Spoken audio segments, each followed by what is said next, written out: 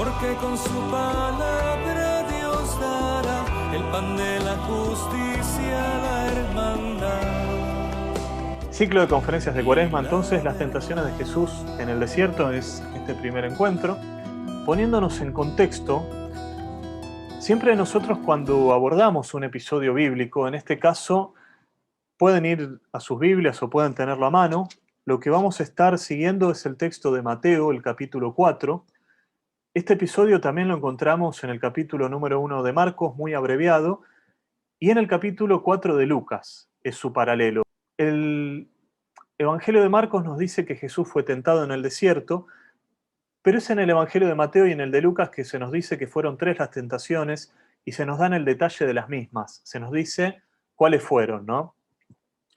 Y siempre cuando nosotros abordamos una perícopa de la Biblia, que como les dije, en este caso va a ser Mateo 4, los versículos del 1 al 11, siempre tenemos que ver el contexto inmediato, tenemos que ver el contexto de la perícopa anterior y también el contexto posterior.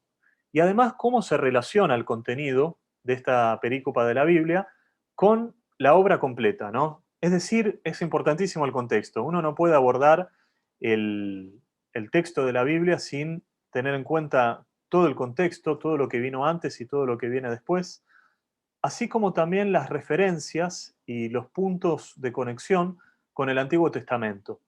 ¿Qué es lo que tenemos inmediatamente anterior a este episodio en el cual se dice que Jesús es llevado al desierto por el Espíritu? El episodio del bautismo. Se nos dice esto en el capítulo 1 de Marcos y también vamos a ir a Mateo, Mateo 3, de los versículos 13 al 17. Se nos dice que Jesús se presentó ante Juan el Bautista. Juan estaba bautizando en el río Jordán. Lo que estaba haciendo Juan era preparando el camino para la llegada del Mesías. Estaba anunciando que el tiempo se había cumplido, ¿no? Que invitando a la gente a convertirse, a creer en la buena nueva y a tomar este bautismo de conversión.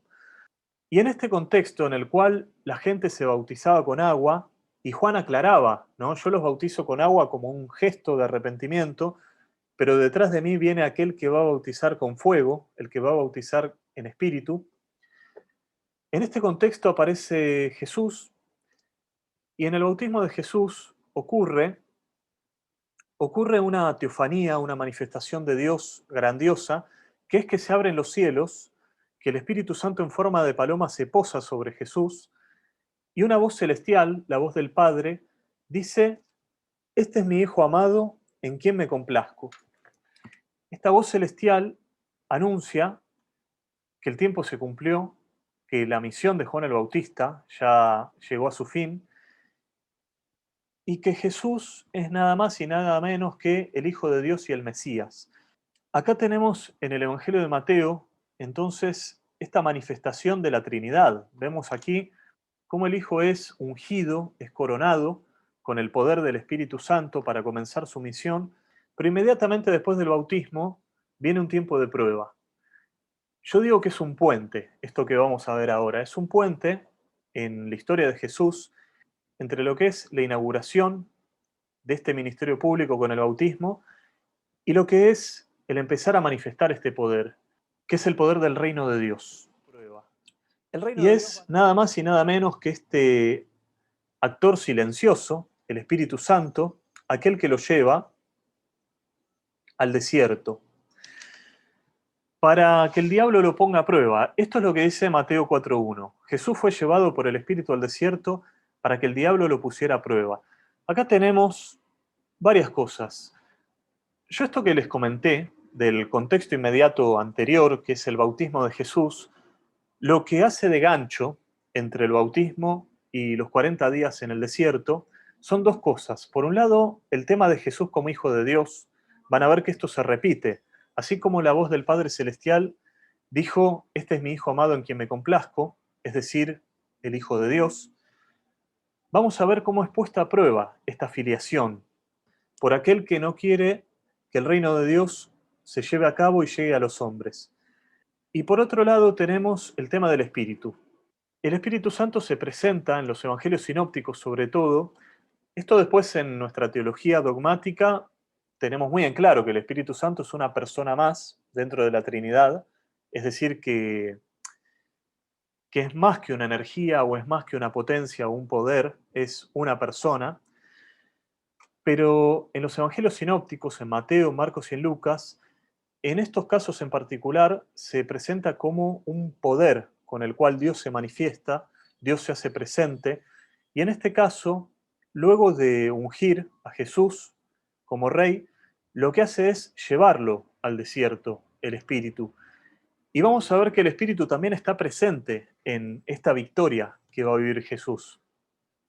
Jesús es llevado por el Espíritu al desierto, y el desierto es un territorio que nos remite, por un lado, a lo que es la desolación, a lo que es un lugar que está vacío, algo que nosotros pensamos como contrario a una bendición, así como para el pueblo de Dios, una tierra habitable, una tierra fértil, la tierra prometida, era sinónimo de bendición.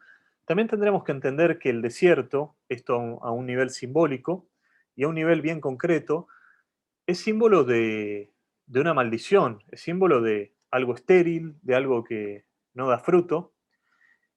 Y fíjense que en la historia de Israel, cuando salieron de la esclavitud de Egipto, cuando ellos hicieron un paso a través de las aguas, de la misma manera que vimos recién que Jesús pasa por las aguas en el bautismo, el pueblo de Israel, después de ese paso salvífico a través de las aguas del Mar Rojo, en el cual sus enemigos fueron sepultados, fueron ahogados por el poder de Dios, se enfrentaron a un paso de unos 40 años por el desierto.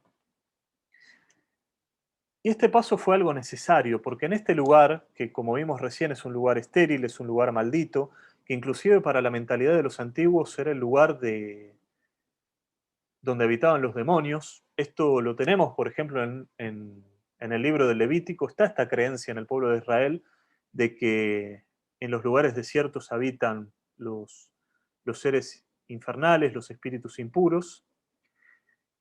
En este lugar, que fue probado el pueblo de Israel, que fue sometido a prueba, antes de llegar a la tierra prometida, por este mismo lugar tendrá que pasar Jesús.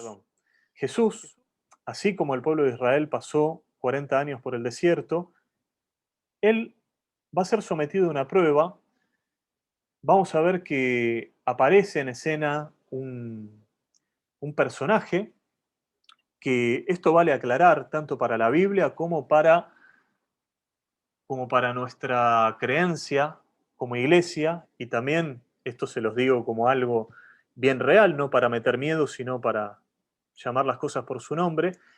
Este personaje es el diablo, que es un ser espiritual, es un ser personal, así se presenta en la Biblia, más allá de que algunos exégetas modernos quieran decir que es un ser mítico y lo que está representando es la dificultad que tiene el hombre dentro del camino para seguir el bien.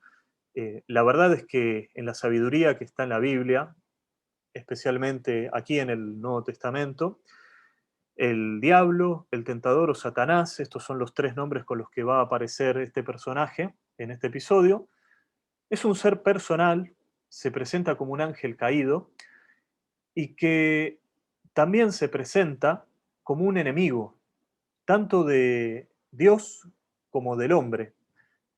Es un enemigo del plan de Dios y lo que busca es obstaculizar, lo que busca es, a través de la tentación y a través también del operar de los demonios, de otros espíritus inmundos, lo que busca es dañar la creación del hombre, alejar al hombre del plan de Dios y hacerlo caer. Y vamos a ver que esto intenta hacerlo con Jesús. Lo más obvio es que lo que está buscando es hacer caer al Hijo de Dios, como en nuestra vida personal, lo que busca es hacer caer a cualquiera de nosotros antes de que las bendiciones de Dios o antes de que el plan de Dios se cumpla.